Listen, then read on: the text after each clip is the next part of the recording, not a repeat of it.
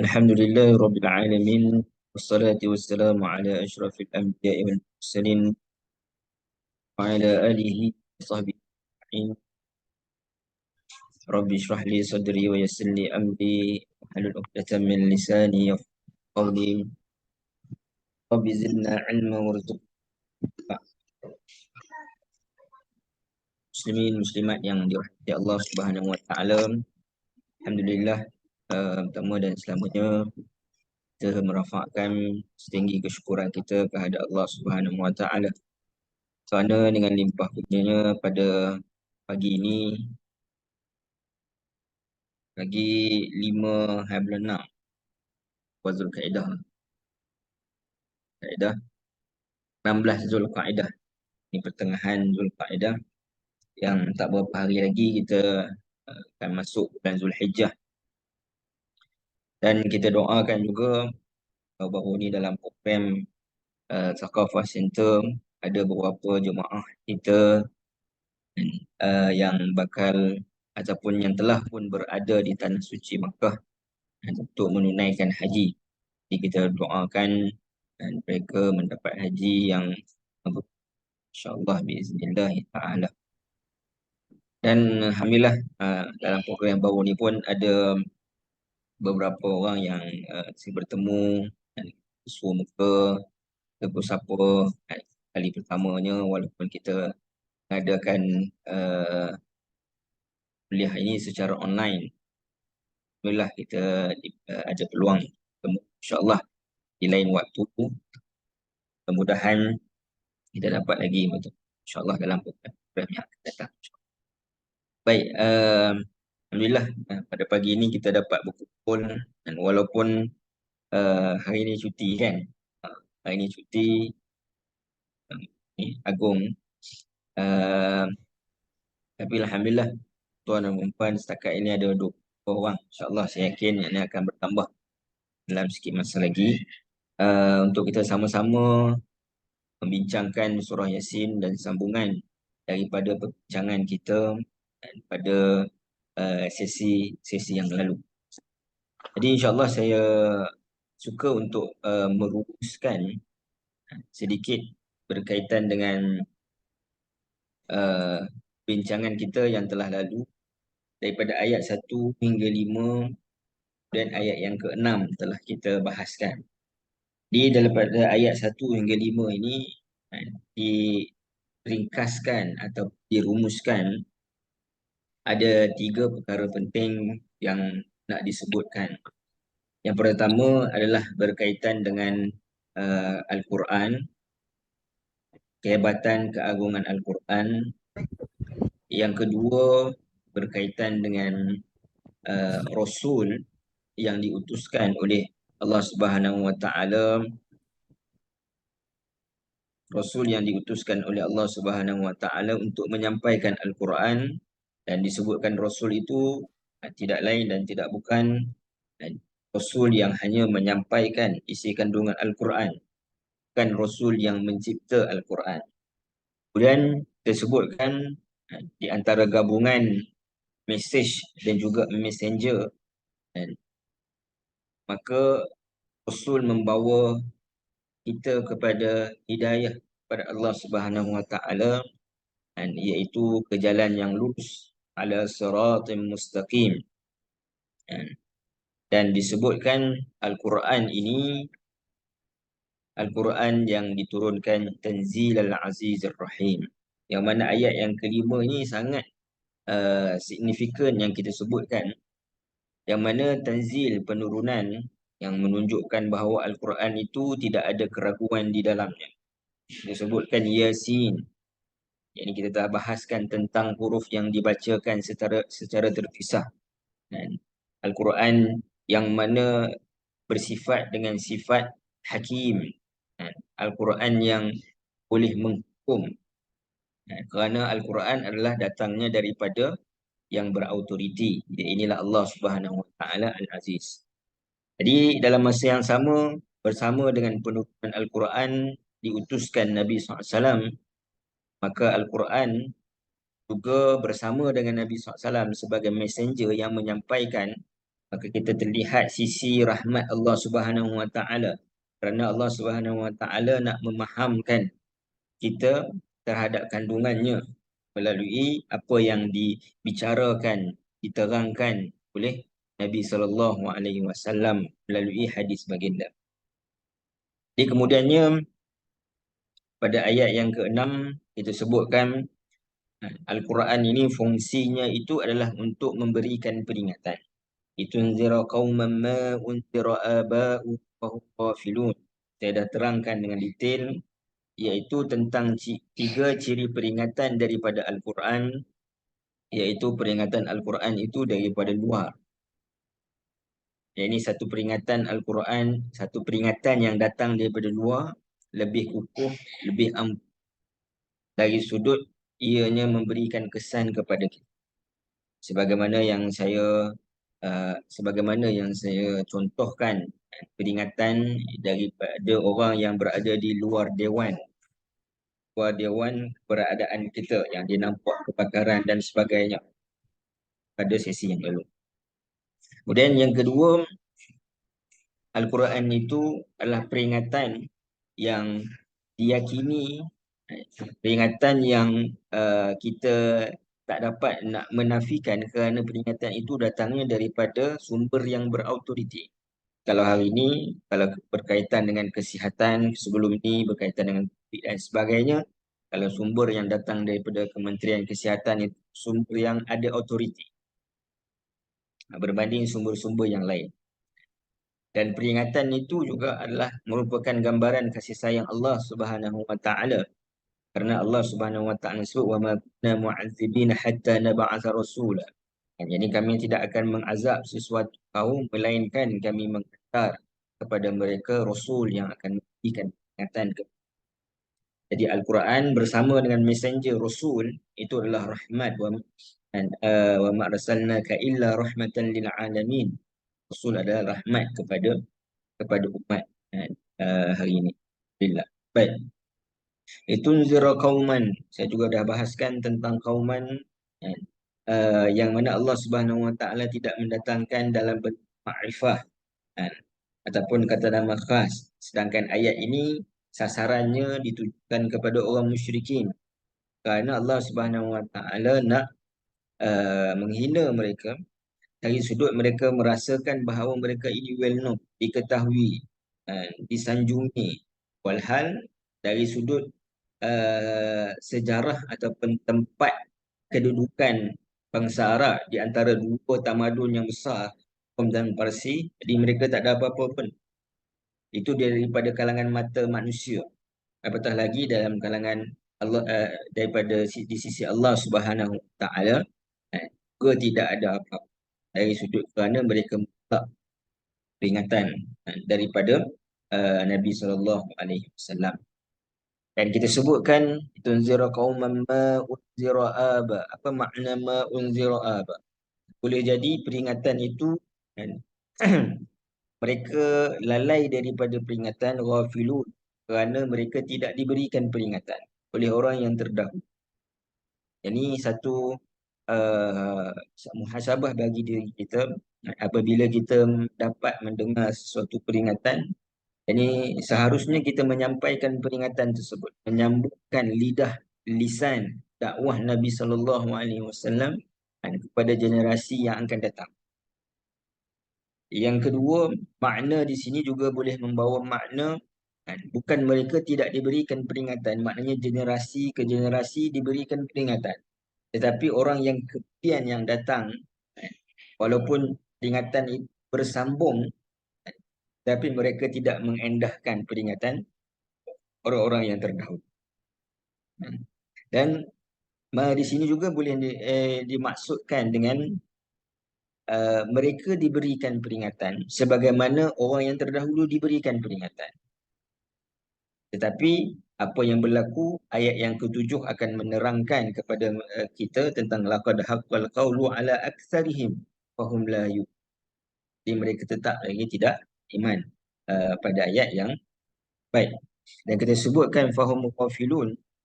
Ghafil, lalai ini bukan semata-mata lalai dalam makna satu sifat contoh orang yang lambat solat dan sebagainya. Tapi lalai yang dimaksudkan ghafil adalah menjadi sikap dia. Memang menjadi sifat dia orang yang lalai. Tapi kelalaian yang dimaksudkan itu adalah lalai daripada peringatan. Dan lalai daripada peringatan ini disebabkan apa? Banyak faktornya. Antaranya adalah yang paling besar iaitu sombong terhadap peringatan. Menafikan kebenaran. Yang ini telah diberikan peringatan, telah dikemukakan bayyinah tentang bukti yang jelas bahawa Rasul adalah seorang Nabi Muhammad SAW adalah seorang Rasul. Tapi mereka tak muka.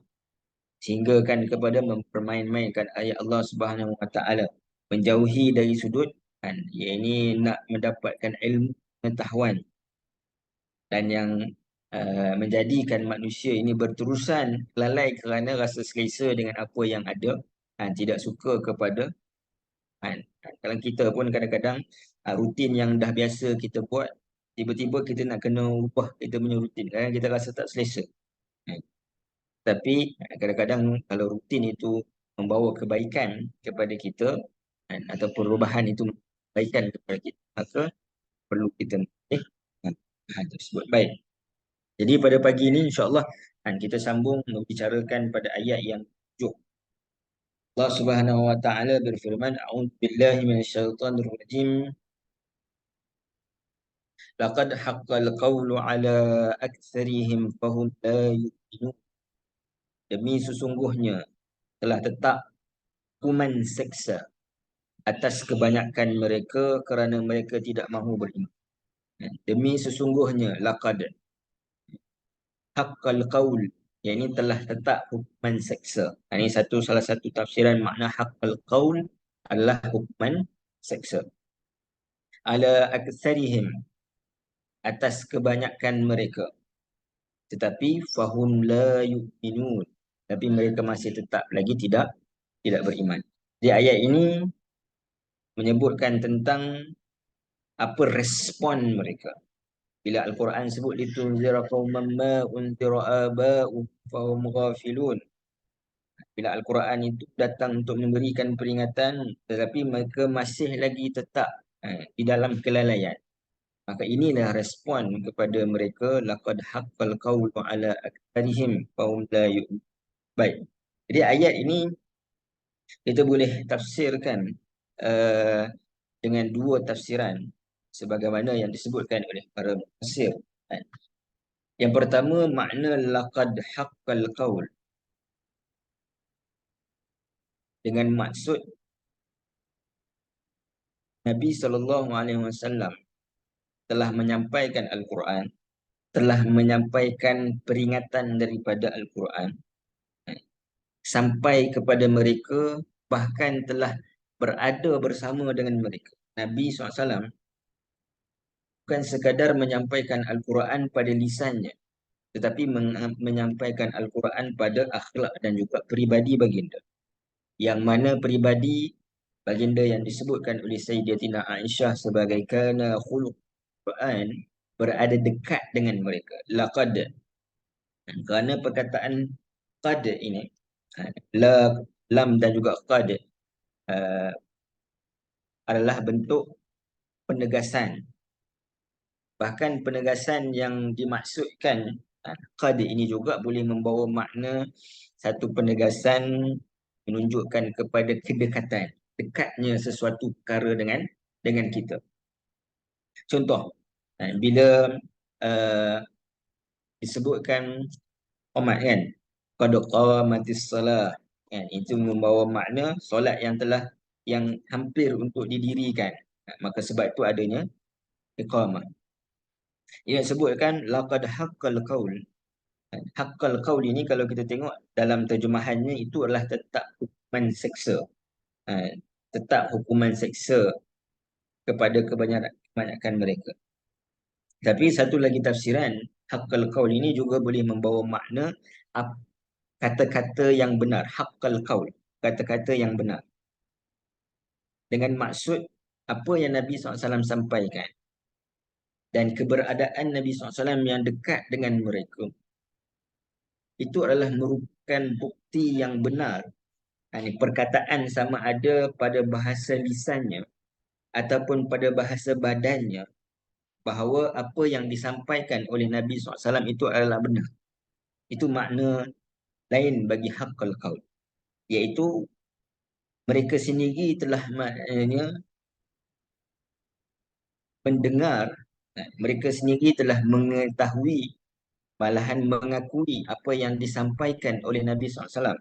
Ini benar kata-kata itu hingga mereka juga membenarkan. Haqqal qaul, benar kata-kata itu sehingga mereka juga membenarkan. Baik bahasa lisan ataupun bahasa badan. Tetapi dalam keadaan itu, ala aksarihim, majoriti daripada mereka ini tidak mahu beriman. Jadi saya sebutkan surah ini ada kemungkinannya ia diturunkan fasa pertengahan ataupun uh, hampiri hujung dakwah Nabi SAW di Makkah. Ya. Jadi kita nak sebutkan bahawa memang pada hujung dakwah Nabi SAW di Makkah ini, boleh dikatakan sangat sedikit mereka yang beriman kepada Nabi SAW. Majoritinya menolak. Kerana apa?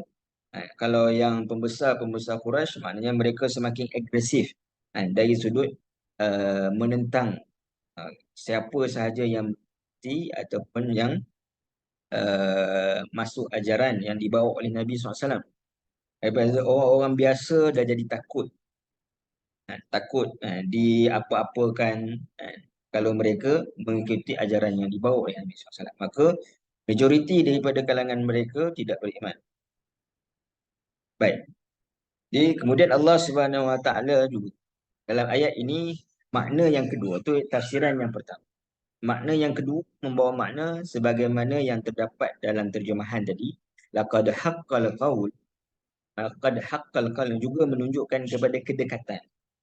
Sebutkan tentang akhirat yang dekat, maknanya di sana nanti mereka telah pun disiapkan oleh Allah Subhanahu Wa Taala yang Maha mengetahui kepada mereka-mereka yang akan berterusan ingkar, pada mereka yang akan mati di dalam kemungkaran, sebab majoritinya pada waktu itu tidak mahu beriman.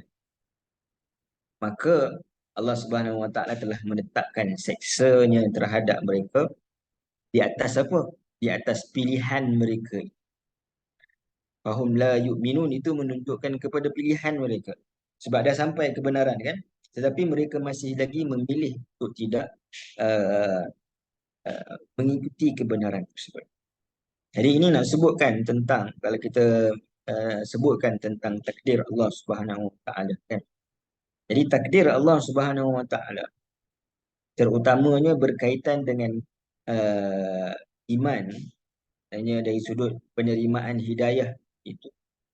Hidayah yang utama asasnya milik Allah Subhanahu Wa Taala untuk diberikan kepada manusia. Tetapi ia juga bergantung dari sudut bagaimana manusia itu respon terhadap hidayah apabila ia datang. Sebab hidayah itu datang dalam bentuk kebenaran kan. Kadang-kadang hidayah itu datang sampai kepada hati manusia.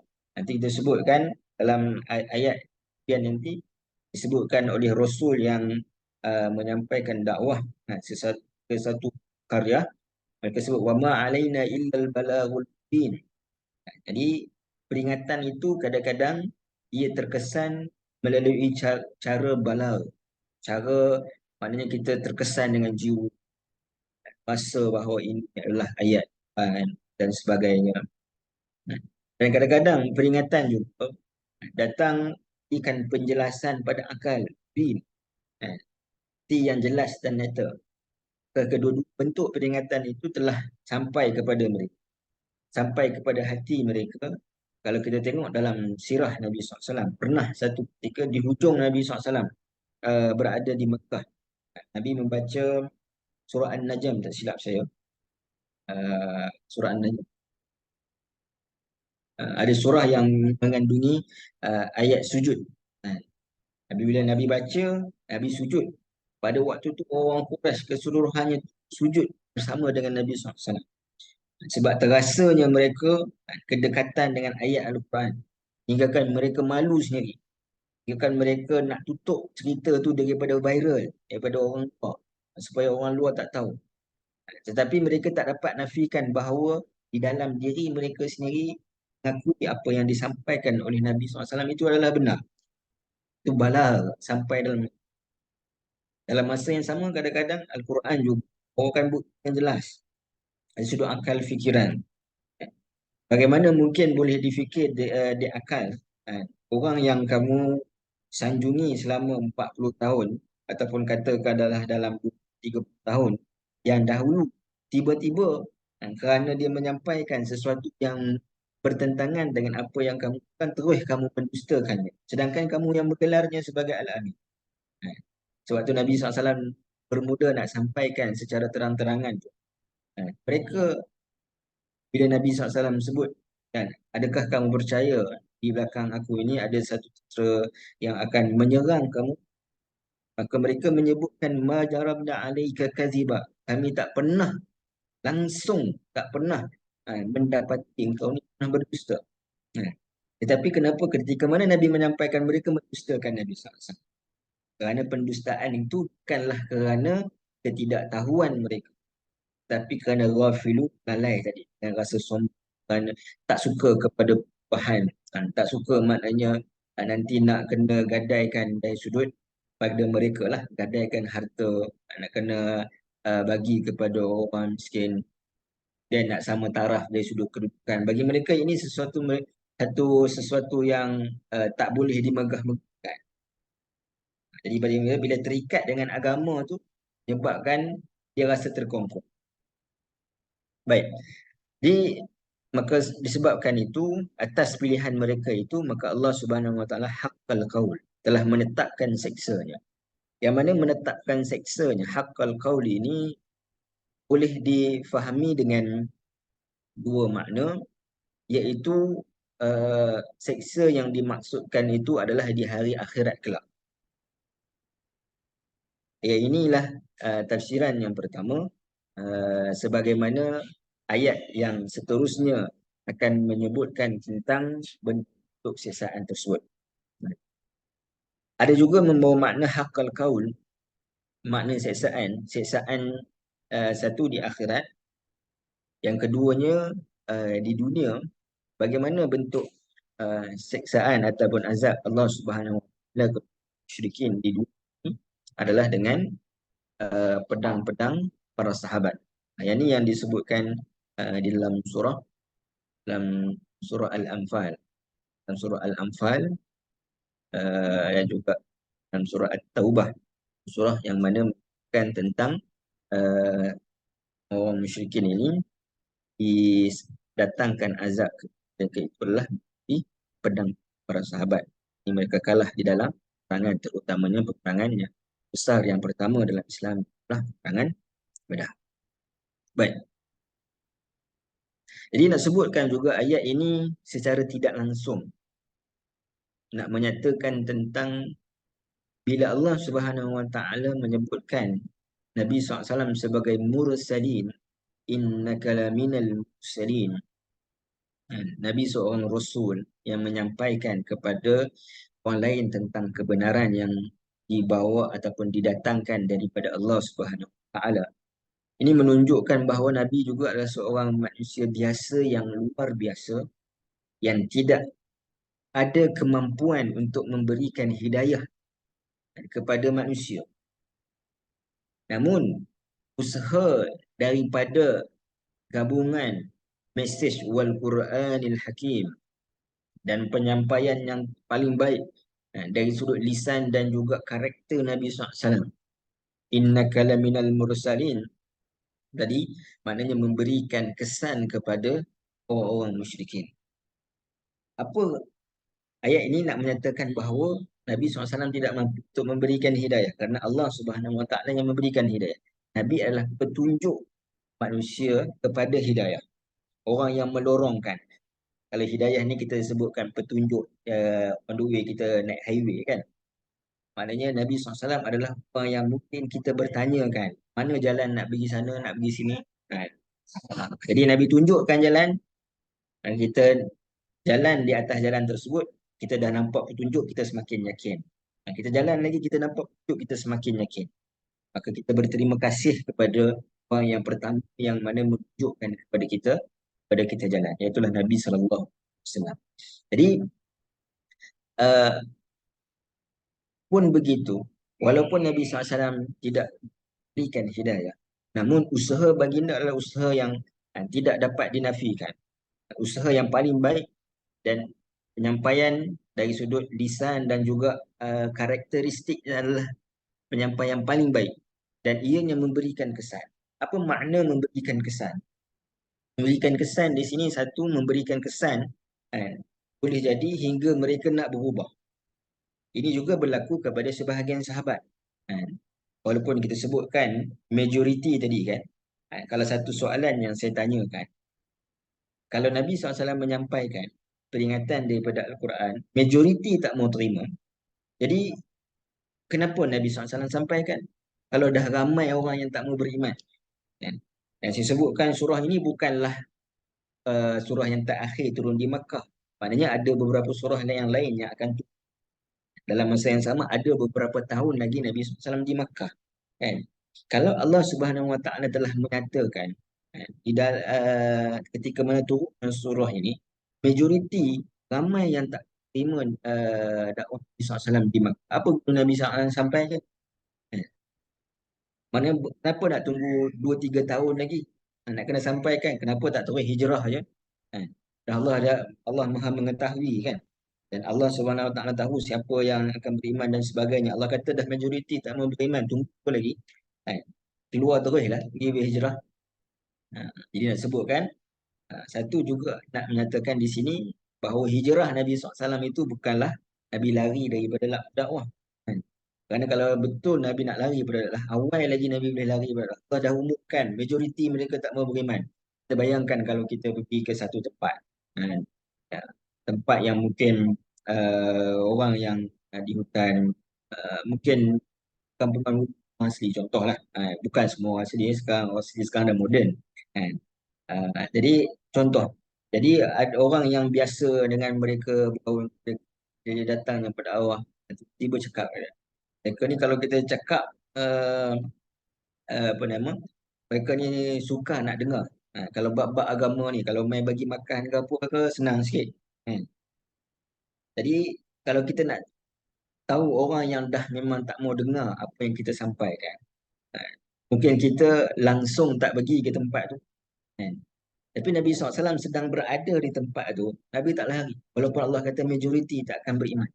Itu menunjukkan hijrah Nabi SAW bukanlah kerana Nabi lari datang, tapi kerana perintah Allah Subhanahu Wa Taala semata-mata untuk mengumpulkan kekuatan, uh, kekuatan bagi umat Islam dan menunjukkan cara bagi umat Islam. Dan nak sebutkan bila apa yang disampaikan oleh Nabi SAW ini memberikan kesan dari sudut apa? Yang pertama, memberikan kesan dari sudut tadi, maknanya ada sebahagian mereka yang akan beriman. Walaupun majoriti tak beriman, namun tak dinafikan bahawa adanya golongan minoriti yang beriman kepada apa yang nak disampaikan oleh Rasulullah SAW. Itu yang pertama, berikan kesan. Majoriti, minoriti yang mana terkesan hingga berubah. Dan yang kedua, memberikan kesan dengan maksud. Kalau tadi memberikan kesan hingga berubah. Yang kedua, memberikan kesan dan ada majoriti yang walaupun mereka terkesan, mereka tak berubah. Jadi banyak salah sirah yang telah saya sebutkan membuktikan bahawa mereka terkesan dengan ayat Al-Quran. Cerita tentang Al-Akhnas ibn Shuraik, Abu Sufyan dan juga Abu Jahal, yang mereka curi-curi dengar ayat Nabi membacakan Al-Quran pada malam hari. Mereka mengerti apa yang Nabi SAW sampaikan itu adalah benar. Mereka terkesan. Yang kedua, Al-Walid bin Mughirah. Ini bila mana dia bertemu dengan Nabi SAW, Nabi membacakan Al-Quran, dia terkesan. Bahkan mereka ni takut sangat kalau Nabi SAW doakan sesuatu kepada mereka. Mereka takut. Ha. Walaupun mereka memusuhi Nabi, mereka buat macam-macam pada Nabi, tetapi mereka takut kalau Nabi SAW berkatakan sesuatu yang berbentuk ancaman kepada mereka. Dan juga nak sebutkan, apa bukti memberi kesan? Kerana reaction mereka. Mereka react kepada apa yang disampaikan Nabi SAW, walaupun mereka menolak uh, ayat-ayat tersebut, tapi dalam masa sama itu menunjukkan bahawa ayat itu memberi kesan pada mereka. Betul tak? Kalau orang, kan, contoh kalau orang maki dia dan sebagainya, kan, kalau bagi pada dia tak ada apa-apa pun, mana tak memberi bekas, kan, tak memberi bekas pada diri dia pun. Jadi dia buat tak heran je, kan, apa nama, mungkin kutukan orang dan sebagainya. Tapi kalau dia ambil, kan, berat terhadap apa yang orang duk kata kat dia, kritik dan sebagainya, kan, walaupun di luar dia nampak macam tak, dia relax je, tapi dalam diri dia, dia rasa ish, kan, terkesan pada diri dia, kan.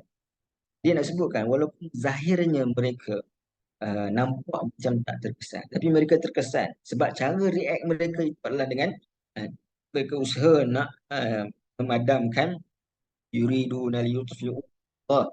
Mereka cuba nak memadamkan cahaya Allah Subhanahu, cuba nak merosakkan dakwah Nabi SAW. Itu menunjukkan mereka terkesan. Tetapi cara mereka react itu bukan dengan cara mereka menerima, tapi dengan mereka lagi kuat menentang. Dengan pelbagai cara pula, menentang apa yang pokok oleh Nabi SAW. Kerana apa? Mereka ada kepentingan yang nak dijaga oleh masing-masing. Baik. Itu sebut apa, guna menyampaikan, sebut majoriti tidak beriman, namun tidak ala aksarihim, tidak menafikan kemungkinan adanya minoriti yang mahu beriman. Justru peranan Nabi SAW di sini adalah menyampaikan. Yang ini peringatan.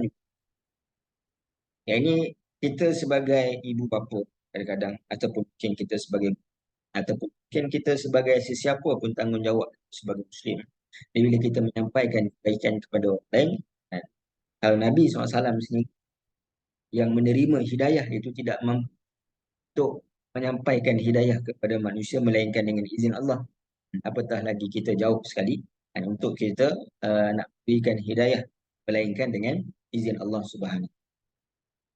Ini disebutkan bahawa peranan kita itu adalah sebagaimana peranan Nabi SAW, iaitu menyampaikan kebaikan dan nasihat sebagainya. Baik. Ala aksarihim fahum la yu'minun. La yu'minun. Ini menariknya di sini adalah Allah Subhanahu Wa Taala menyebutkan mereka tidak akan beriman dengan menyebutkan yu'minun. Yu'minun ini membawa makna fi'lul mudhari'. Jika fi'lul mudhari' boleh membawa makna sekarang dan juga boleh membawa makna akan datang. Boleh membawa makna sekarang dan juga akan datang. Kalau dalam bahasa Inggeris dia kata apa? Past, present tense ataupun future. Betul lah, future tense. Ini akan datang. Baik. Jadi ada sebahagian daripada mereka, bila Allah Subhanahu Wa Taala sebut la yu'minun, maknanya mereka tidak akan beriman sekarang dan mereka akan tidak beriman berterusan. Sekarang dan berterusan. Sebab yu'minun datang dengan fi'lul mudhari'. Ini dia membawa makna present tense, present tense dan present continuous. Silakan Tuan Basri. InsyaAllah. Alhamdulillah. Boleh jadi makna present tense sekarang dan juga present continuous yang berterusan. Jadi yang pertama, Allah Subhanahu Wa Taala nak bagi tahu ada yang mereka tidak beriman sekarang dan mereka ini akan berterusan tidak beriman. Dalam masa yang sama. Itu majoriti. Ala aktsarihim la yu'minun. Allah sebutkan ala aktsarihim la yu'minun. Ini majoriti pada waktu itu, mereka yang berada majoriti pada waktu itu, mereka tidak beriman present tense dan mereka akan terus present continuous tense tidak beriman. Ramai. Tapi kita sebutkan tadi, maknanya dalam keadaan yang ramai, majority ala aksarihim, adanya minority. Jadi minority ini bagaimana?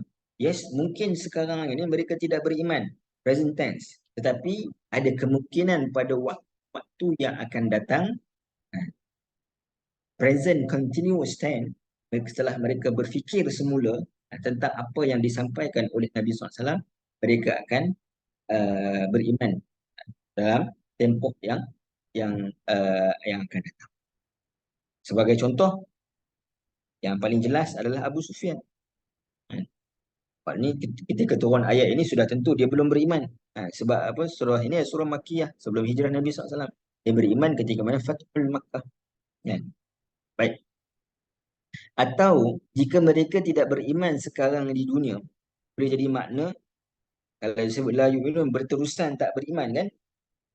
Jadi present continuous maknanya tidak beriman berterusan sampailah mereka mati.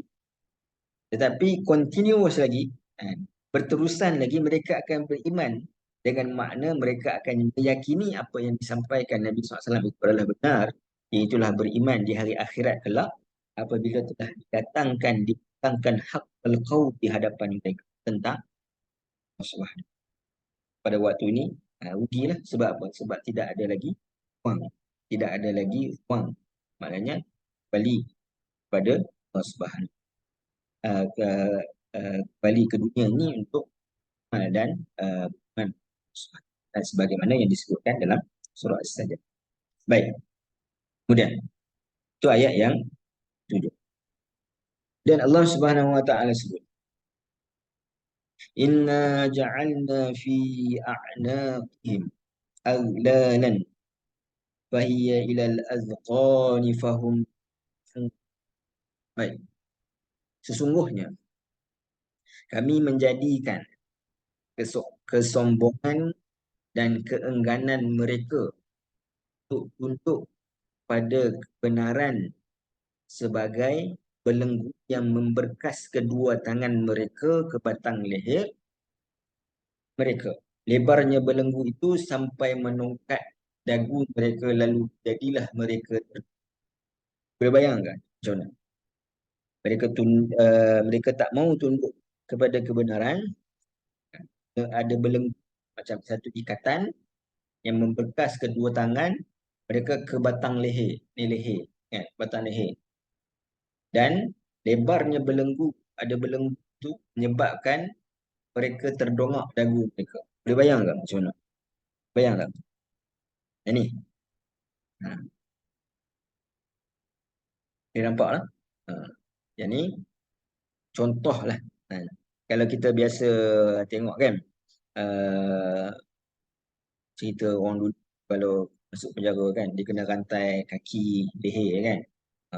Kalau tangan dia tak terrantai, maknanya dia jalan tunduk. Ya kan?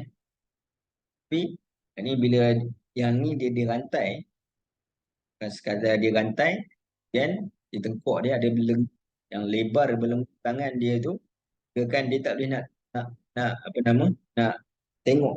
Oh, sentiasa terdongak. Baik. Kalau tuan-tuan dan muslimin muslimat yang Allah Subhanahu melihat gambar yang di sebelah kanan saya ni, orang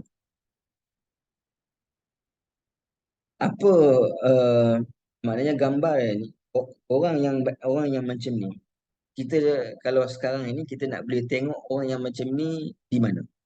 Kat mana kita boleh tengok orang yang macam ni? Yang mungkin berada berkeadaan macam ni lah. Mungkin kita tak pernah tengok kan. Tapi kalau kita tengok gambaran dia, mungkin kita katakan orang yang macam ni mungkin ada di penjara lah. Orang yang bersalah kan. Jadi sebenarnya saya sebutkan, maknanya orang di penjara, diikat kaki, ikat apa ni, jalan dan sebagainya. Kan? Jadi kalau gambaran orang yang macam ni, mungkin dilihat di penjara. Mungkinlah bukan sekarang lah. Mungkin maknanya orang ini sedang berada pada ayat yang ke-8 ini. Allah sedang menyebutkan tentang mereka sedang berada di dalam penjara. Sebab mereka dirantai, tangan mereka diikat, dibelenggu dan uh, dagu mereka sedang menduduk ke atas. Tunjukkan mereka seolah-olah sedang berada di dalam penjara. Jadi bila seorang itu berada di dalam penjara, sudah tentu orang yang berada di dalam penjara ini telah disabitkan kesalahan. Persoalannya apa kesalahan mereka? Okey, itu yang pertama. Kan? Jadi bila kita nak tadabbur, uh,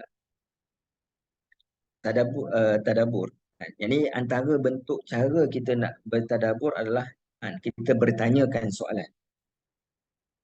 Kenapa macam ni Apa hikmah macam ni? Apa hikmah macam tu? Jadi bila kita bertanya soalan, jadi untuk menjawab persoalan itu, maksa kita untuk mencari jawapannya dalam kitab-kitab tafsir. Baik, yang pertama, apa kesalahan mereka hinggakan mereka dirantai sedemikian? Yang kedua, kenapa Allah Subhanahu Wa Taala menjelaskan tentang hukuman yang dikenakan kepada mereka itu adalah sedemikian? Tangan seperti dalam gambar tu. Kerana apa? Kerana satu kesalahan yang dilakukan seseorang, sudah tentu dia akan dihukum dengan hukuman yang setimpal, yang setara dengan kesalahannya. Sebab itu kita ada section dan sebagainya kan. Mungkin ada yang dalam kalangan faham dan sebagainya mungkin lebih arif lah. Tapi nak sebutkan seorang yang mana dia melakukan kesalahan, sudah tentu dia akan dihukum dengan hukuman yang setimpal dengan kesalahan yang telah dilakukan. Kan? Jadi kenapa mereka diberikan hukuman sedemikian dalam bentuk dalam gambar? Wallahu alam yang sebenarnya, tapi kita boleh gambarannya macam itulah. Baik. Jadi seorang yang berada dalam penjara dan dia berada dalam hukuman ini, selalu hakim akan maknanya sebelum nak menjatuhkan hukuman, dia akan sebut 20 tahun penjara, 30 tahun penjara, seumur hidup penjara, contoh kan. Jadi berapa lama mereka akan berada di sini atau macam mana kesudahan mereka? Kesudahan mereka itu bagaimana? Adakah akan berterusan duduk gitu? Macam mana? Dan soalan yang keempat yang kita nak tanyakan adalah, bilakah gambaran keadaan mereka ini? Sebab tadi kita sebut ayat yang ke-7, laqad haqqal qaul, boleh bermakna ingatan di dunia, dan juga boleh bukan tentang di akhirat kelak. Kan mereka akan meyakini di akhirat kelak. Baik. Jadi apa kesalahan mereka? Soalan pertama. Dan sudah tentu bila mana Allah sebut ayat yang ke-8 ini, mereka telah pun didapati bersalah. Jadi kesalahan mereka itu ataupun jenayah yang mereka lakukan adalah apabila mereka telah mengetahui kebenaran yang telah dibentangkan pada lisan Nabi, pada karakter Nabi SAW, tapi masih lagi mengubah, maka itu adalah jenayah. Dia orang beranggapan hari ini melakukan perbuatan yang buruk macam mukok, mencuri dan sebagainya sebagai satu jenayah. Tetapi mengetahui kebenaran, ianya tidak meletakkan kebenaran itu pada tempatnya, itu adalah jenayah. Sebab itu syirik pun disebutkan inna syirka la zulm azim. Syirik adalah jenayah, zulm. Jadi kenapa jenayah? Kerana kesalahannya itu adalah apabila telah diberikan peringatan, dibentangkan kebenaran, peringatan yang mungkin berbekas pada hati, mau'izah, peringatan bukti-bukti yang maknanya beri kepuasan akal mubin, tetapi kedudukannya tetap tidak boleh menyebabkan mereka nak kebenaran. Jadi mungkin ini satu refleksi kepada kita. Walaupun kita sebutkan ayat ini berkaitan dengan orang musyrikin, orang yang kafir. Yang kafir selalu saya sebutkan yang disampaikan kepada mereka kebenaran, mereka kafar. Mereka untuk hijabkan diri daripada menerima. Jadi kita juga boleh jadi, bukan saya mengkafirkan, tetapi makna kita boleh terjerumus kepada lembah kufuran, bukan kufur kepada milah, dengan maksud kita keluar daripada agama, tapi kufur kepada nikmat. Kerana Islam dan iman itu adalah nikmat. Nikmat yang besar adalah nikmat Islam adalah, dan juga nikmat iman. Maknanya kalau ada kebenaran yang datang, dia ini nak membetulkan kesalahan lama kita, nak membetulkan kesilapan kita, nak membetulkan dosa kita. Mungkin sebelumnya kita tak tahu. Mungkin kita buat dalam keadaan kita jahil. Tapi dalam ketika mana kebenaran itu sampai, kita rasa, aduh, susahlah Ustaz nak buang, susahlah nak ni. Kalau kita berusaha, mudah-mudahan Allah ganjari kita. Tapi kalau kita dah kata susah, tapi kita tak usaha untuk lakukan malah, kita menolak lah. Oh, saya dah lama dah buat benda ni, tak ada masalah pun. Kita takut, maknanya kita kufur dari sudut nikmat. Sebab nikmat peringatan itu adalah nikmat. Hidayah itu adalah nikmat. Hidayah yang baru untuk betulkan kesalahan kita itu adalah nikmat. Kita kufur kepada nikmat tersebut, nikmat keaslian iman dan Islam. Jadi itu refleksi. Walaupun kita bicara tentang orang kafir, maknanya ayat Quran ini sentiasa boleh maknanya berikan peringatan kepada dia. Baik. Itu yang pertama, kesalahan ataupun jenayah mereka. Menjawab soalan yang jenayah yang dilakukan oleh mereka itu adalah bila telah sampai.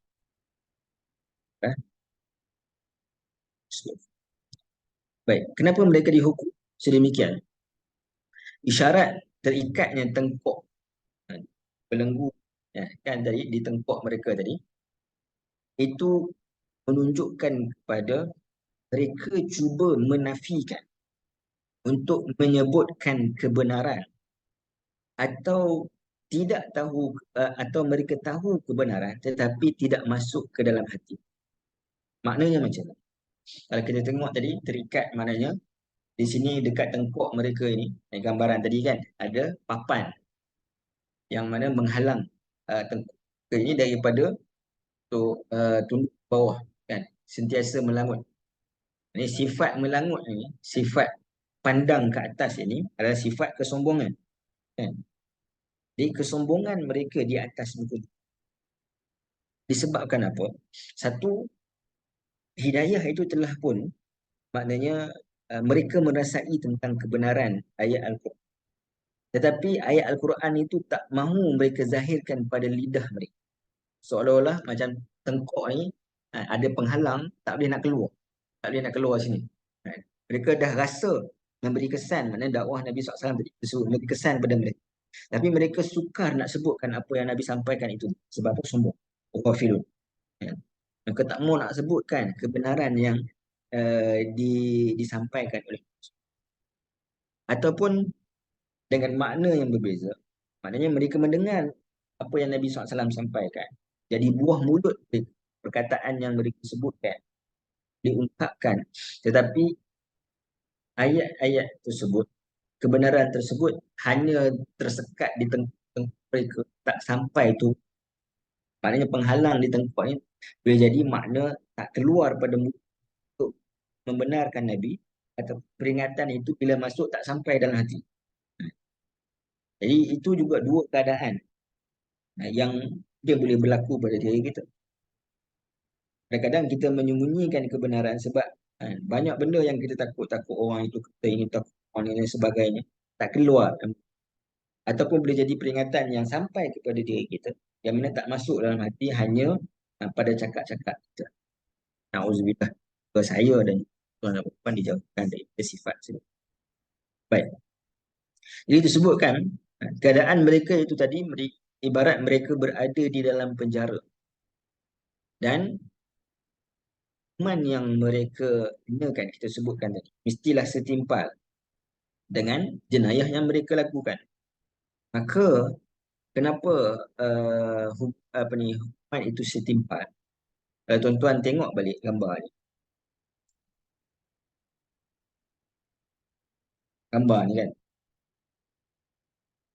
Cuba bayangkan kalau papan itu dah, rantai itu tak ada. Angkat tangan, bukan angkat tangan takbir. Angkat tangan mendongak. Bukan takbir. Kalau takbir kita angkat takbir macam tu kan.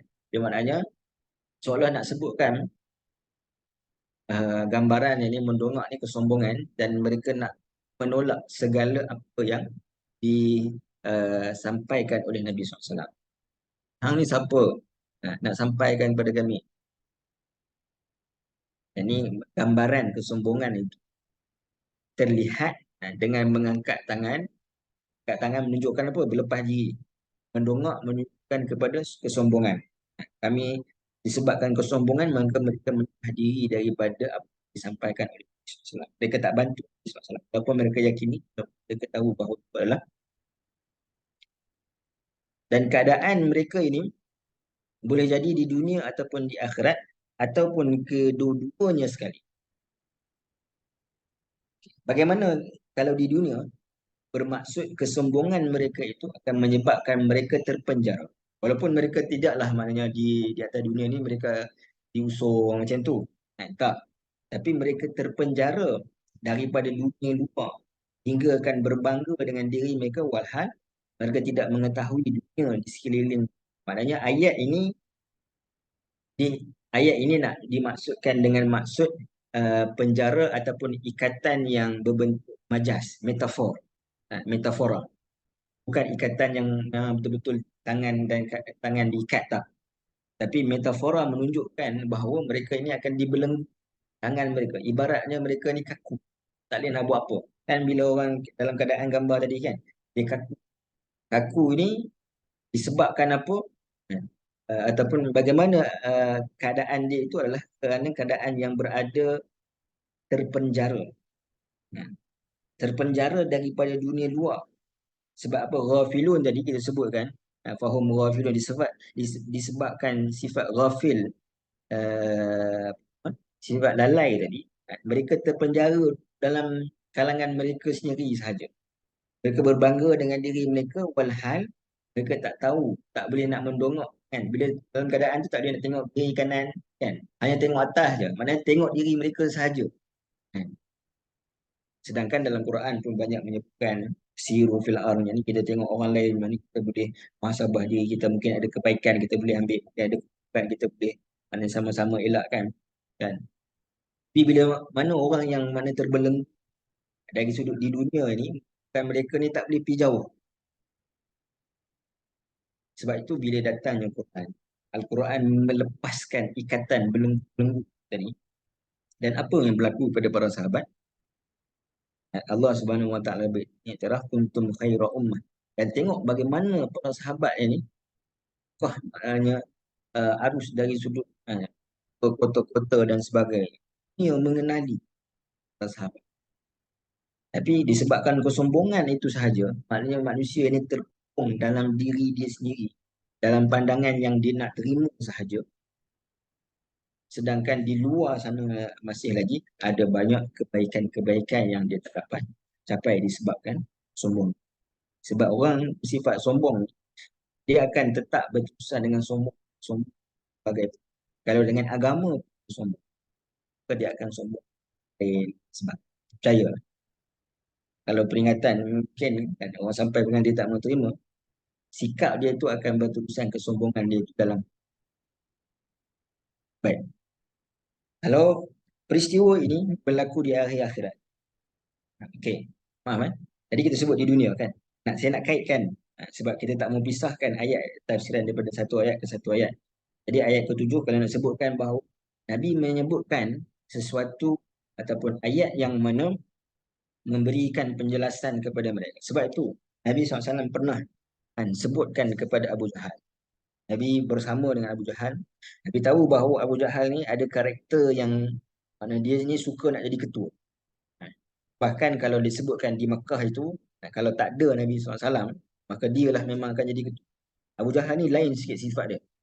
Yang mana berbeza dengan Abu Lahab. Abu Jahal ni dia agak, dia pandai main politik sikit. Dia orang rajin tu. Dan ni dia menzahirkan sikap kepimpinan dan juga pandai main politik. Sebab dia memang orang yang nak jadi pemimpin. Dan dia tak berapa jauh. Ada yang kata muda, ada yang kata sikit daripada Nabi SAW.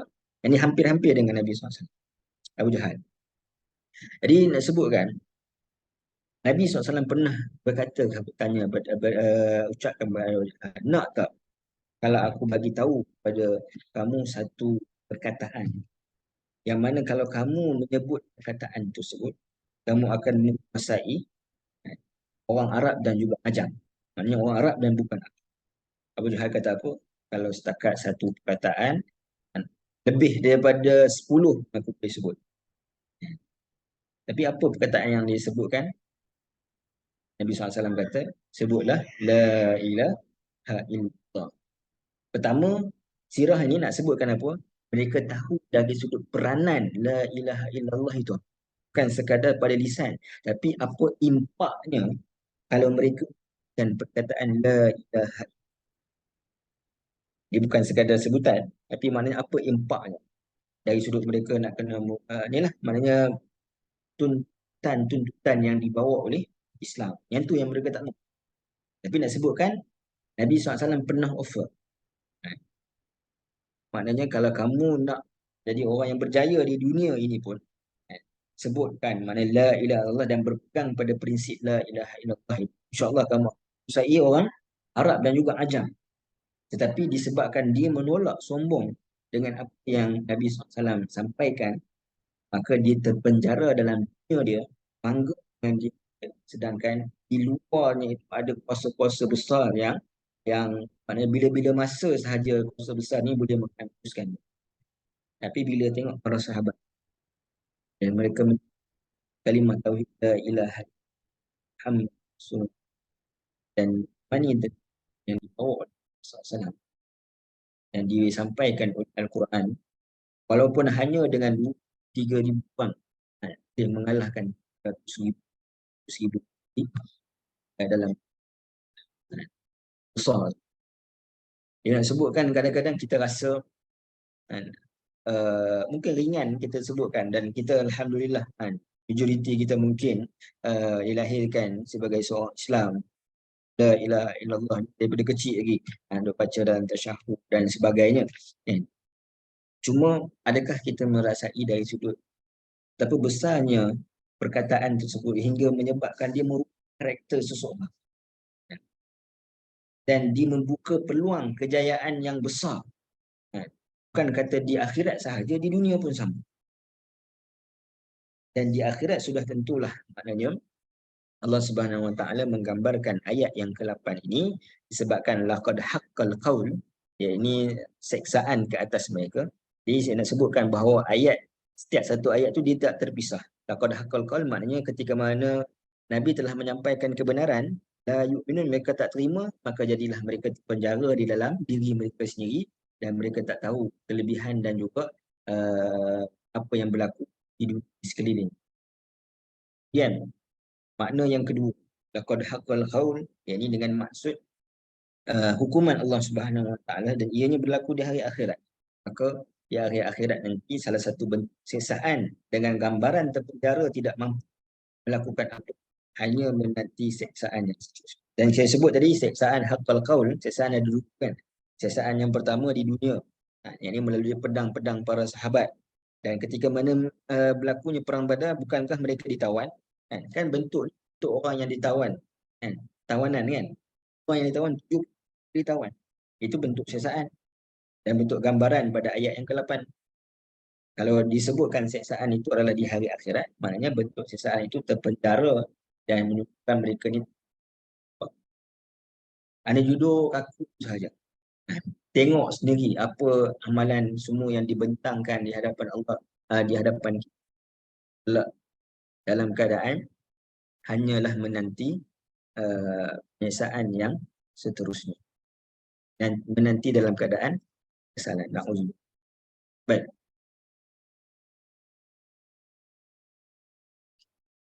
Dan dia jelas ayat 7, ayat 8, gambaran tentang keadaan orang musyrikin yang boleh jadi keadaan mereka di dunia ataupun keadaan mereka di akhirat.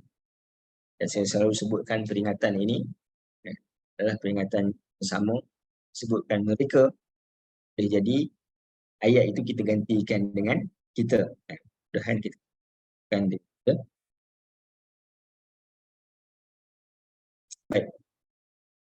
Allah Subhanahu wa taala sebut. Ni ayat famous ni.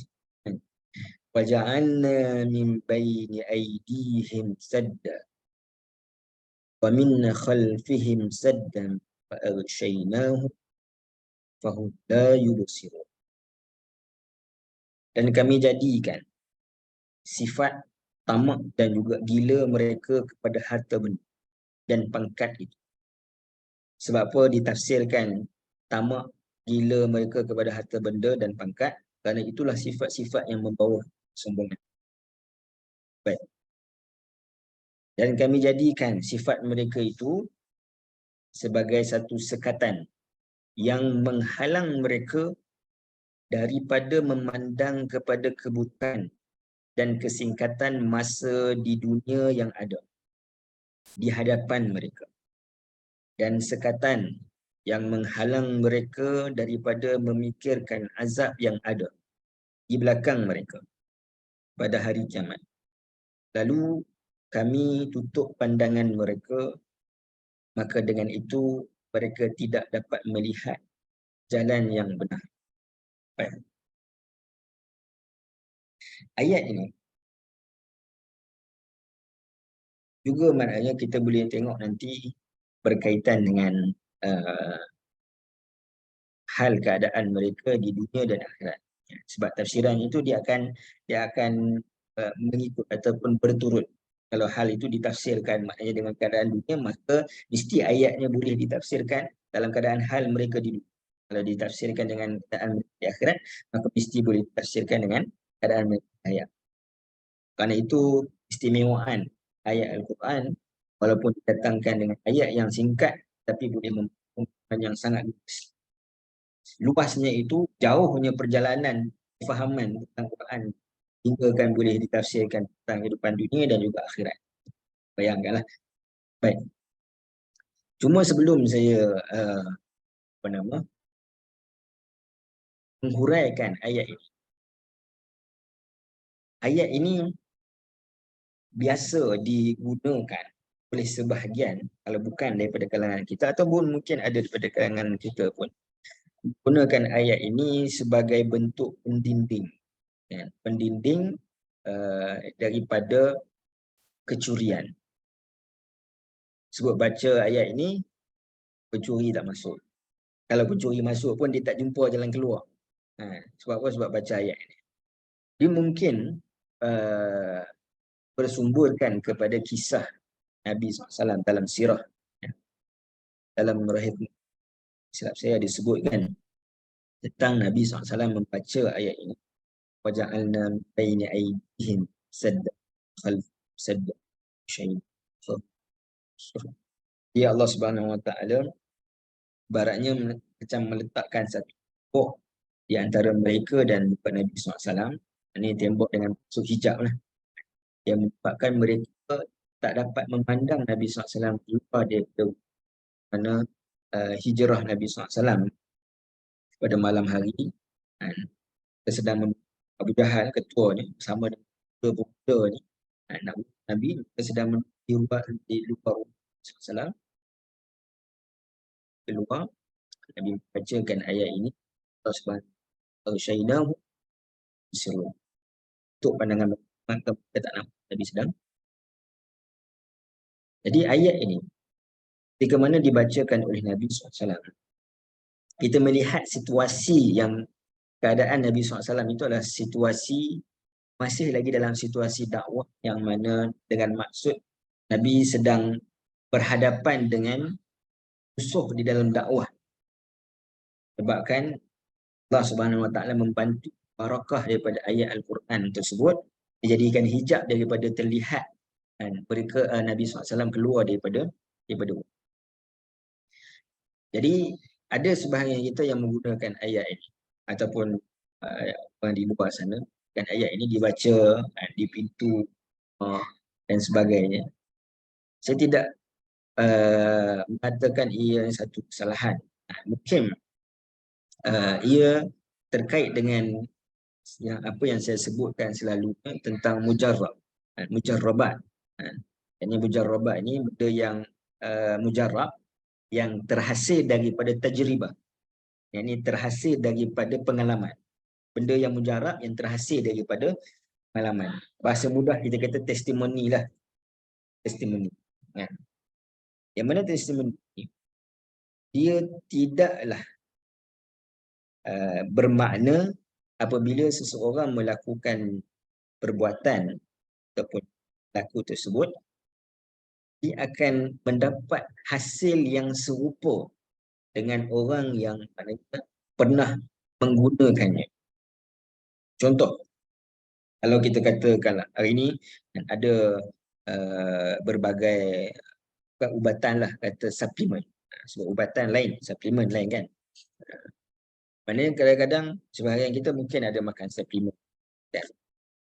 Ada suplemen tu mungkin orang ni cerita sakit dia ini itu ini, dia makan Allah izin sihat. Tapi kita menghadapi sakit yang sama, kita cuba tapi Allah izin tak sihat. Mungkinlah ada cara beza ke ataupun rutin. Sebab kadang-kadang pemakanan ini salah satunya, tapi rutin kehidupan kita, cara makan, cara tok dan sebagainya, taruhi juga kesihatan bagi diri kita. Tapi nak sebutkan, tak semestinya bila kita cakapkan mujarrabat, tak semestinya kalau orang yang membaca ayat ini Allah izin memang jadi, dari sudut Allah menghalang rumah dia daripada masuknya pencuri. Tak semestinya kalau kita baca, bahkan mungkin ada yang gantung siap itu membawa maksud memang kita takkan dimasuki pencuri. Kenapa saya sebutkan benda ni? Sebab kita tak mahu akan jadi satu sifat menyalahkan Quran. Iaitu kalau contoh, kalau dia ada ayat ini, siap boleh print, siap gantung tak depan pintu. Contohlah, contoh. Tiba-tiba Allah izin masuk pencuri. Macam kita nak kata apa? Kalau Allah izin tak masuk pencuri, alhamdulillah. Jangan dijauhkan mudarat bagi diri kita semua, insya-Allah. Tapi kalau masuk macam mana?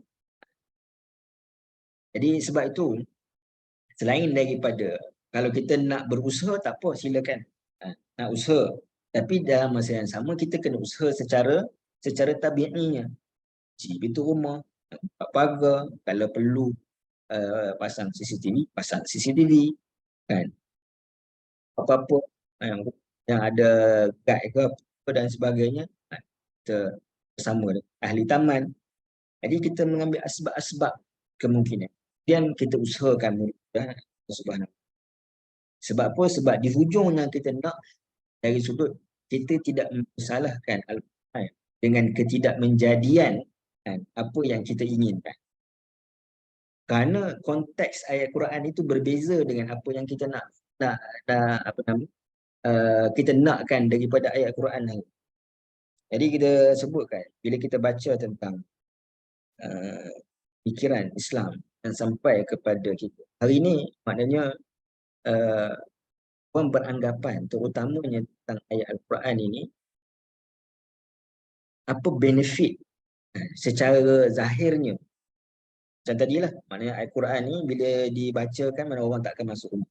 Apa benefit secara zahirnya ayat Quran pada diri kita, barulah kita akan beranggapan bahawa ayat Quran tu benar-benar ada benefit pada diri kita. Betul tak? Contoh ayat 1000 dinar lah. Bila ada ayat 1000 dinar dibaca, digantung dan sebagainya, bila kita baca tersebut, menyebabkan kita rasa rezeki kita bertambah. Barulah kita rasa, oh, betul lah ayat ni. Kan? Maknanya memang beri kesan sungguh hebatlah ayat Quran. Tapi kalau ayat Quran tu tak memberikan tak memberikan kelebihan kepada kita dari sudut zahir, macam mana? Kan? Sebab benda ni, kenapa saya sebut? Benda ni akan disebutkan nanti dalam surah Yasin. Dalam cerita tentang karya Ashabul Qaryah pada surat kedua. Kita tak sampai lagi cerita surat kedua. Yang usihi para rasul ni, mereka kata apa? Ma anzalar rahmanu min syai'in. Kami tak rasa pun Tuhan telah turunkan kepada kami ni apa, sebab apa bagi mereka apa yang diturunkan Tuhan, yang ini disampaikan oleh Rasul ni tak ada benefit apa secara zahirnya pada diri mereka. Sedangkan boleh jadi benefit itu bukan pada zahirnya. Benefit itu adalah pada pada dalaman.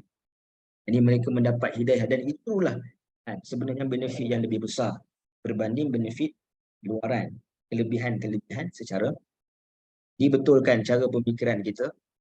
Kita nak berusaha ikhtiar, tak masalah nak ikhtiar, tapi kita tidak menganggap itu adalah satu-satunya ikhtiar, ataupun tunjukkan kepada fadilat ayat. Sebab fadilat ayat dia mesti datang dengan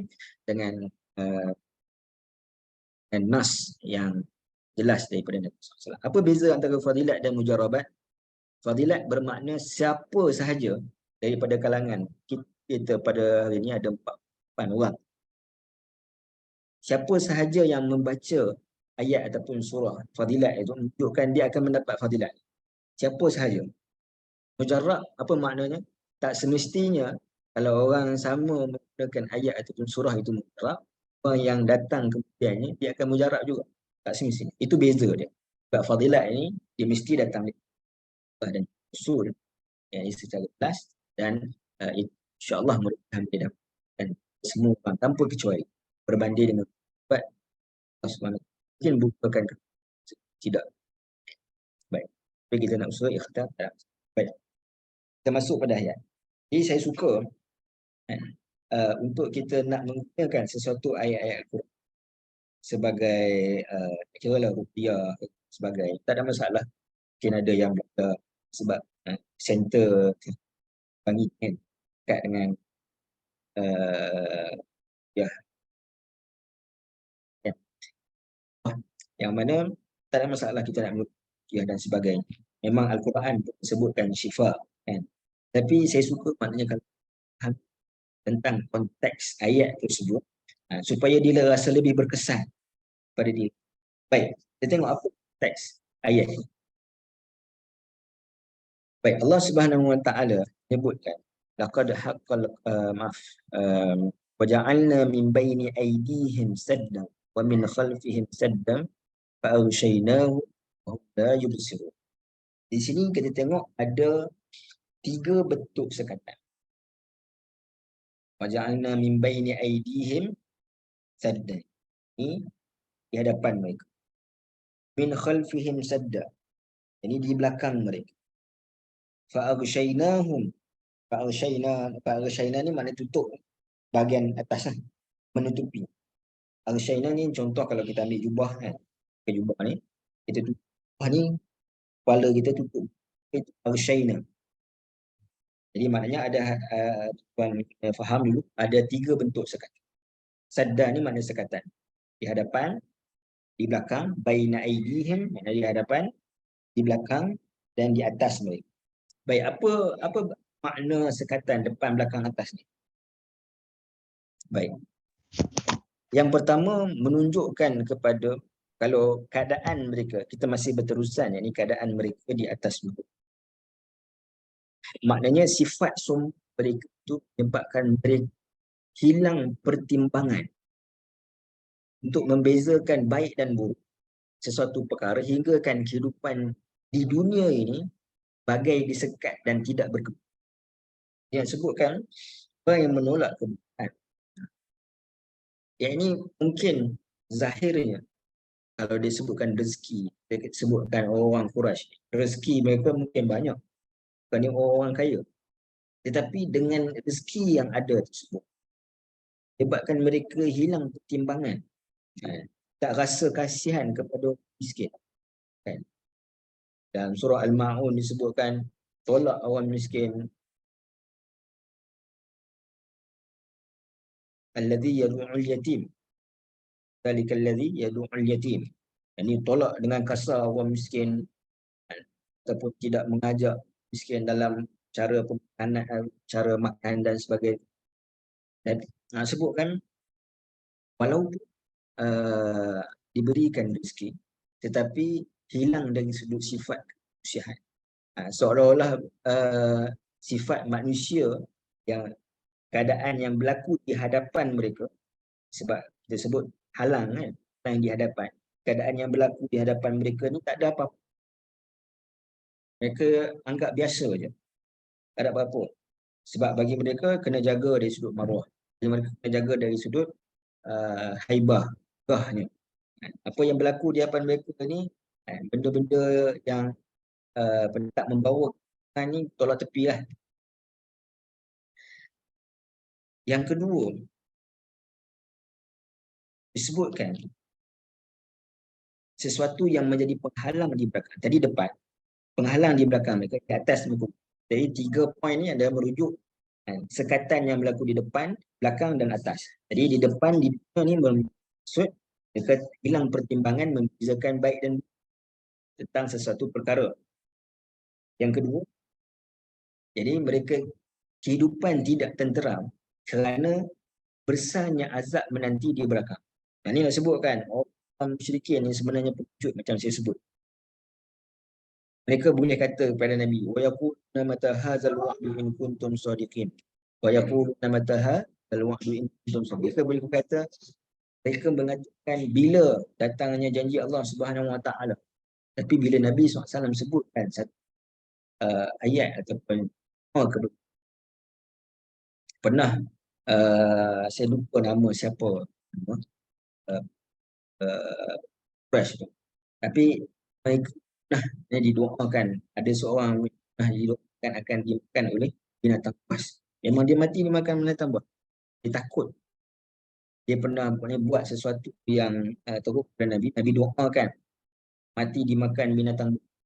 Semenjak pada itu hidup dia jadi tak tenteram. Bukan sekadar tu, kita tengok Abu Lahab sendiri pun. Walaupun dia, bila Allah kata tabbat yada abi lahabin, ini binasalah kedua tangan Abu Lahab. Dia datang, dia kata kepada Nabi, mana tak ada apa pun tangan aku, tak ada binasa pun. Dia cakap macam tu sebab dia terkesan. Satu kita sebut terkesan tadi. Yang kedua dia takut. Sebab itu bila mana peperangan Badar, dia tak pergi Badar. Abu Lahab tak pergi. Dia hantar wakil diri dia untuk perang Badar. Dia pengecut. Jadi nak sebutkan mereka rasa tak tenteram, hidup dalam keadaan. Kita bayangkan orang yang bersalah kan, orang yang buat jenayah. Macam mana keadaan hidup dia? Hidup dia berlari sana sini takut ditangkap dan sebagainya. Itu keadaan orang yang buat jenayah tadi. Mereka tahu mereka salah. Macam orang buat jenayah, dia tahu dia salah. Maka kehidupan dia tak tenteram. Sebab dia rasa macam ada orang yang menanti di belakang. Dia takut ramai serbuk, ramai dan sebagainya. Itu sebutkan azab. Itu azab di dunia. Kemudian, azab yang lebih besar. Yang menutupi depan, yang menutupi belakang tadi. Yang lebih besar adalah yang menutupi daripada atas dengan maksud ya secara zahirnya maknanya mereka dapat melihat tetapi sebenarnya mereka hati kita tertutup. Maknanya yang azab yang lebih berikan di atas ini bukanlah seksaan dan sebagainya, tapi azab tidak mendapat hidayah Allah Subhanahu Wa Taala. Kenapa? Kerana itu akan azab yang lebih besar di hari akhirat. Baik. Hal mereka kalau ayat ini ditafsirkan kaitan dengan di akhirat. So, bila saya sebutkan ada dua tafsiran di akhirat, maka kedua-dua tafsiran kita boleh terima. Maknanya boleh jadi di dunia dan di akhirat. Bagus sekali. Baik. Kalau hal mereka di hari akhirat, maknanya mereka terpenjara. Jadi kita bayangkan, kalau dalam keadaan macam itu, adalah duduk terbelenggu, dagu, atas dan sebagainya, dan terpenjara itu pula bukan jalan boleh kawasan besar tak, tapi terpenjara di tempat yang sempit. Kan kita baca hadis hadis Nabi SAW, neraka ni sifat dia macam tu, macam kun ke bawah. Dia bukan sifat macam tu. Jadi semakin ke bawah semakin tirus. Oh. Jadi bila orang yang jatuh semakin ke bawah, neraka, maknanya dia akan berada dalam keadaan yang sempit kan, di ruang hujung kan. Kalau kita balikkan, yang di bawah sekali tu ruang dia lebih sempit daripada dia di atas. Dia maknanya orang yang berada dalam keadaan tadi, dah tangan kaki dan sebagainya kan, dan terpenjara pula di tempat yang sempit, yang tak mampu. Dan keadaan itu ibarat ada contoh orang penjara kan. Penjara kalau dibuat penjara yang lebih besar, maknanya dibuat dan sebagainya. Kadang-kadang orang hidup sebagainya okey. Walaupun seksa lah juga masuk penjara kan. Tapi pernah dengar penjara apa nama yang pernah diceritakan oleh berjuang Islam Mesir, mereka dipenjarakan atau Gaza. Penjara ni, dalam penjara itu sebesar diri mereka sahaja. Penjara tu masuk dalam penjara berdiri. Besar diri mereka saja. Bayangkan perbandingan penjara yang luas dengan penjara yang kecil, besar diri je. Masuk. Bagaimana? Jadi penjara yang dimaksud di sini keadaan yang sangat kecil. Tak boleh nak buat itu saja dalam keadaan yang sangat sempit. Kegusaran yang dahsyat kerana diselubungi dinding yang mereka tak dapat lari daripadanya. Dan juga tidak tahu azab yang lebih besar menanti. Sebab apa? Dinding tutup depan, belakang, tutup atas. Jadi mereka ni tadi kita sebut menanti dia. Apalah nak berlaku. Tak nampak apa yang lebih besar.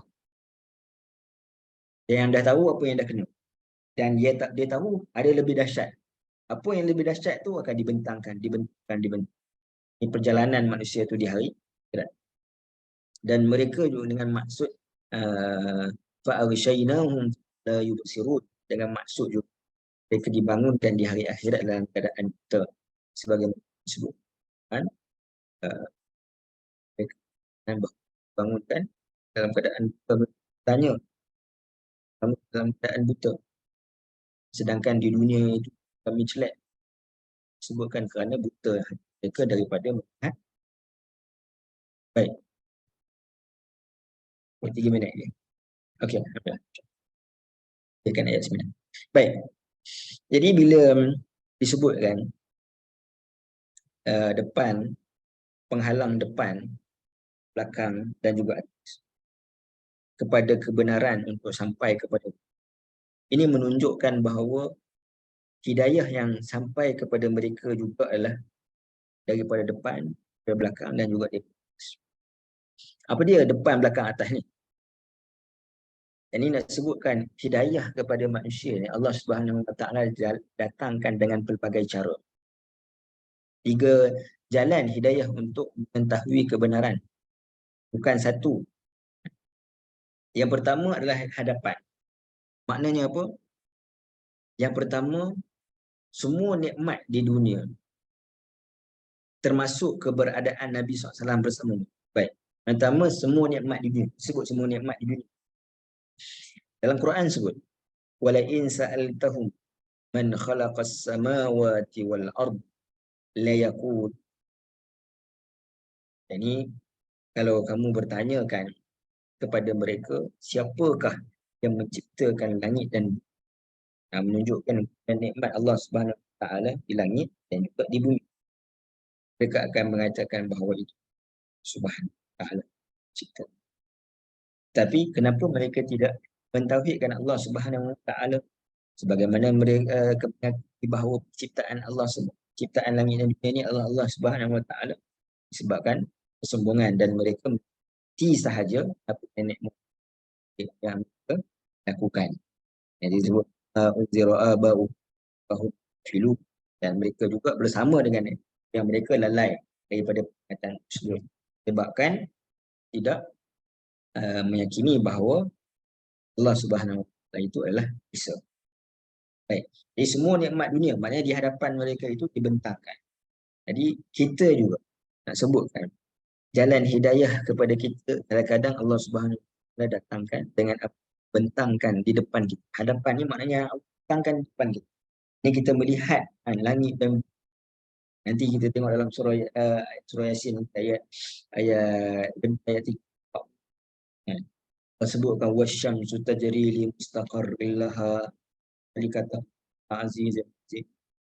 Ini Allah bentangkan, ini semua nikmat-nikmat di dunia ni Allah bentangkan. Tengok nikmat ini dan ingatlah Allah Subhanahu. Itu jalan hidayah, dibentangkan. Baik. Kalau kita katakan mereka tak dapat nak tengok nikmat dari sudut harta, mungkin tak boleh nak tengok angkasa. Ini kita boleh tengok angkasa dengan James Webb, teleskop sebagainya kan. Tak boleh tengok angkasa. Mungkin ada sebahagian besar mereka tak pergi ke laut dan sebagainya. Tak dapat tengok bagaimana kapal terbang ada. Tetapi nikmat yang paling besar yang ada di hadapan adalah Nabi SAW. Itu nikmat yang mengatasi segala nikmat. Nabi SAW itu sendiri adalah maknanya jalan hidayah. Disebutkan tadi, Nabi SAW itu jalan hidayah. Maknanya dengan karakter, dengan mesej dan messenger yang disampaikan itu. Sebabkan maknanya seorang boleh tahu bahawa dia ni benar. Mustahillah dia tipu. Tapi kita pun tak berani juga nak cakap. Nah, kalau Ustaz kadang tanya kan, yakin ke kalau kita hidup SAW nak jadi iman pada Nabi? Sedangkan iman pada zaman Nabi itu dan sebagainya. Dan kemudian kita bersyukur di mana Allah Subhanahu Wa Taala letak kita, dan kita lebih bersyukur maknanya kita berada mudah dalam redha cintaan Nabi SAW. Jadi keberadaan Nabi di hadapan mereka, di hadapan yang disebut hijab tadi, sadan, mereka yang pilih untuk meletakkan hijab, tak mau tengok nikmat dunia ni sebagai Allah Subhanahu Wa Taala, tak mau tengok Nabi SAW ni sebagai Rasul yang mereka sendiri benarkan. Tertutuplah jalan hidup. Bahkan Allah Subhanahu sebut waja'alna min baini aydihim sadda. Mereka sendiri memilih untuk dijadikan sekatan pihak di hadapan mereka, hidayah daripada. Itu yang pertama. Yang kedua, min khalfihim sadda. Apa di belakang mereka? Sejarah umat dan tamadun masa yang lalu kan mereka tak tahu. Dalam Quran sendiri Nabi SAW datangkan, bahkan kalau kita sebut ahlul kitab juga ada menceritakan, sebahagian mereka dah tahu. Contoh cerita tentang Luqman. Di sejarah umat yang terdahulu, sejarah kita sebut kalau hari ini orang nak bincang kan, sejarah kaum Sam, yang mana sejarah orang yang terdahulu mereka mengetahui, tetapi sejarah yang berada di belakang mereka, khalfihim sad, yang patutnya menjadi jalan hidayah untuk mereka beriman, tetap juga tidak jadikan diri mereka pada Nabi, kepada Allah Subhanahu. Ini depan, belakang. Dan yang paling utama, turun Al-Quran atas. Sebutkan Zilal Azizir Rahim sebelum ayat 9 kan, disebabkan mereka Quran bila datang pada Nabi SAW nak baca kan, mereka tutup telinga ataupun ambil kan sumbat, ambil jubah di pakaian mereka ataupun kain, fa'usyainahum, sebabkan mereka tutup muka, tak mau Nabi SAW tengok. Saya pernah jelaskan, tak mau Nabi tengok, sebab Nabi tengok dengan pandangan Nabi tengok semua orang ni ada potensi untuk jadi baik, maka tutup muka supaya mereka tak Nabi tak nampak muka mereka, supaya Nabi tak pilih mereka jadi baik sampai terlalu. Kalau saya ibaratkan macam salesman kan, kalau salesman yang ada di kita tengok sikit ya barang dia, tunjukkan minat. Kita tengok macam bukan minat, dia pun akan cerita kita macam-macam lah, dakwah kita lah untuk beli barang dia. Tapi kalau kita jalan, kita angkat tangan dan sebagainya, kita berlalu cepat, kan? Ini tak ada menunjukkan minat, maka dia pun kadang-kadang nak bagi bias, nak bagi kan. Jadi maknanya mereka nak tunjukkan bahawa mereka tak ada minat langsung. Dan mereka tak dengar tentang apa yang Nabi SAW sampaikan. Sedangkan itulah jalan yang paling besar untuk mendapatkan hidayah, jalan daripada atas. Ini nak melihat ayat-ayat Quran itu dengan pandangan basirah. Tapi disebabkan mereka menutup pandangan basirah. Jadi juga ini sebutkan kepada kita, hidayah itu kadang-kadang tak hanya datang melalui peringatan yang disampaikan lisan. Kadang-kadang peringatan daripada Allah tentang peringatan yang mungkin berlaku pada orang sebelum kita, dekat dengan kita, bukan seperti sejarah terdahulu sahaja. Hanya orang yang sebelum kita, mungkin mak ayah, mungkin datuk, mungkin kawan-kawan kita yang mungkin telah dan sebagainya. Yang adalah peringatan dan jalan hidayah sebelum, dan peringatan dan jalan hidayah yang paling besar, iaitu Quran. Dia hazar seperti lima yang baik itu Subhanahu sendiri. Ada soalan ke? Selalu saya tak soalan ya. Kalau ada lah. InsyaAllah.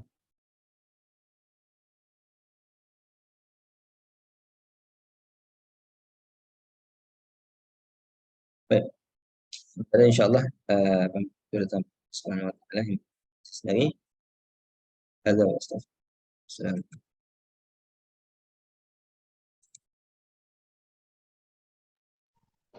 Terima kasih.